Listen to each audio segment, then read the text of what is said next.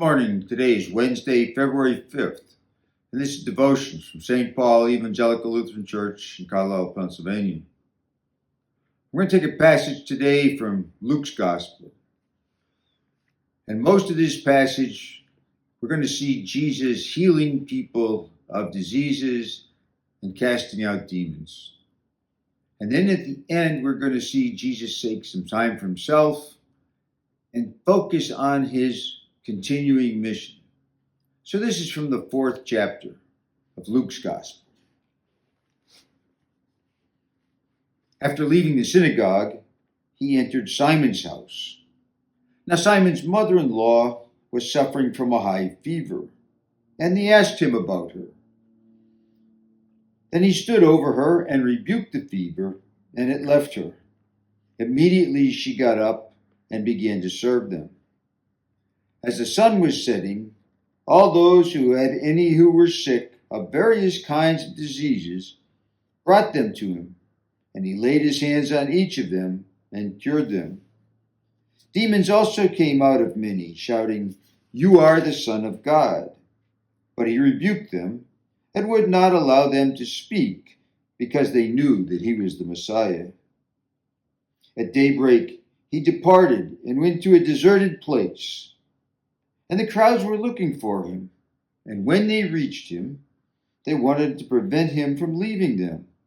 But he said to them, "I must proclaim the good news of the kingdom of God to other cities also, for this was the purpose for which I was sent."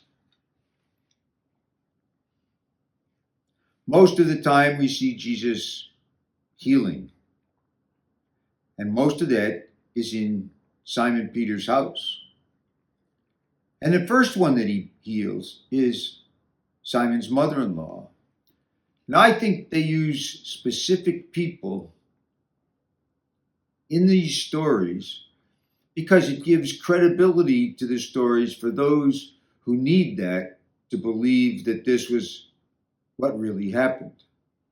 But I think it's also significant that Peter's mother-in-law was probably the senior woman in that house.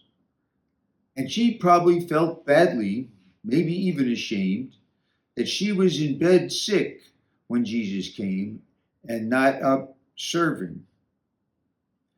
Because it says in the passage, as soon as the fever left her, she got up and she served them. She would feel this is her function, and she would want to do that. Now, most of the rest of the time, Jesus was busy, and it implies busy for a long period of time, healing people. And he did this by the power of laying on of hands. Now, Jesus was God. He was powerful. But he knew as he was doing this that power was going out of him, that these cures were taking a toll on him. There's a passage in another place where a woman who needed help touched his garments without his knowledge, and he knew that power had gone out of him. So you can imagine that Jesus was exhausted after all this work of healing these people. Now, healing the people makes sense to me because I more understand disease than I do demons.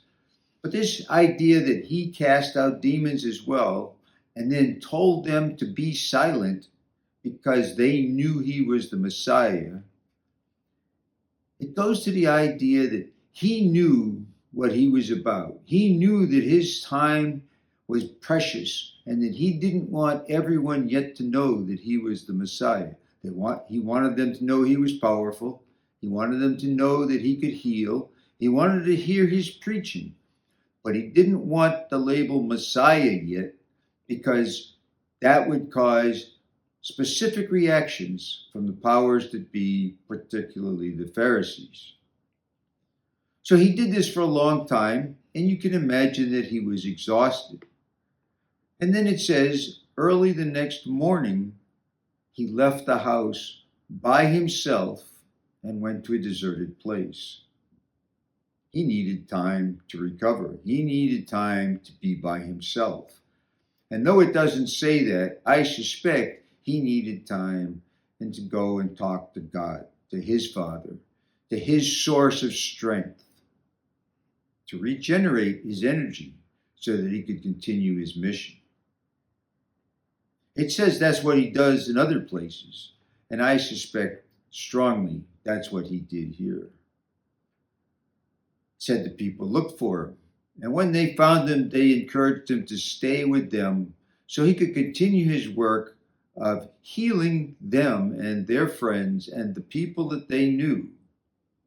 But Jesus says, I have to visit other cities and let them know that the kingdom of God is near. Two great lessons, I think, for us here. The biggest lesson, I think, Jesus knew he was exhausted, knew that he had to take time for himself to refresh and regenerate. And he went off to a deserted place. And as I said, I think he probably spoke to his Father as part of that regeneration process. That's such a good example for us. When we are exhausted, when we have worked so hard, especially when we do spiritual or thinking or non-physical activities that exhaust us mind and soul, it's good for us to take time alone and be with God and let him help us regenerate. He will. He's there. He was there for Jesus every time. He will be there for us. But the second example we get at the end from Jesus is don't lose focus. Keep your mission in mind. He told the people, I have to go to other cities because they need to know as well that the kingdom of God is near. We have to continue our mission, even when we're tired, even when we don't want to, even when there's something we would rather do. We need to continue our mission. It's important to take breaks. It's important to regenerate. It's important to have that strength to do the things that God would have us do. But it's also important to stay focused and on task.